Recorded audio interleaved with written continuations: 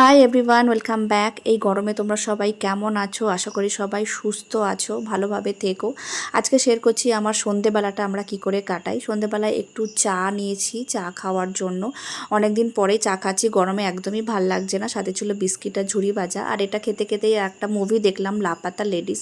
মুভিটা ভীষণই ভালো লেগেছে। তোমাদের কারা কারা দেখেছো আর কেমন লাগলো কমেন্ট করে জানিও। এর মধ্যেই দেখলাম একটা পার্সেল এসেছে, সেটাই আনবক্সিং করলাম। দুটো অ্যাপ্রন অর্ডার করেছিলাম, সেটাই এসছে। একদম পিওর কটনের, ভীষণ সুন্দর মেটেরিয়াল। তোমরা চাইলে অ্যামাজন বা ফ্লিপকার্টে চেক আউট করতে পারো, অ্যাভেলেবেল আছে। এরপর আমি চলে গিয়েছিলাম একটু রান্না করতে। আজ করব পনির। তো এখানে আমি পনিরটা রান্না করতে করতে আমার অবস্থা পুরো নাজেহাল, ঘেমে নিয়ে একাকার। আর এই অবস্থা তোমাদের সকলেরই একই, সেটা ভালোই বুঝতে পারছি। তবে বৃষ্টি হলে একটু স্বস্তি পাওয়া যাবে এই ভেবেই আশায় রয়েছি, তবে বৃষ্টির আর দেখা নেই। তোমাদের ওখানে কারোর কি আজকে বৃষ্টি হলো? কমেন্ট করে জানিও।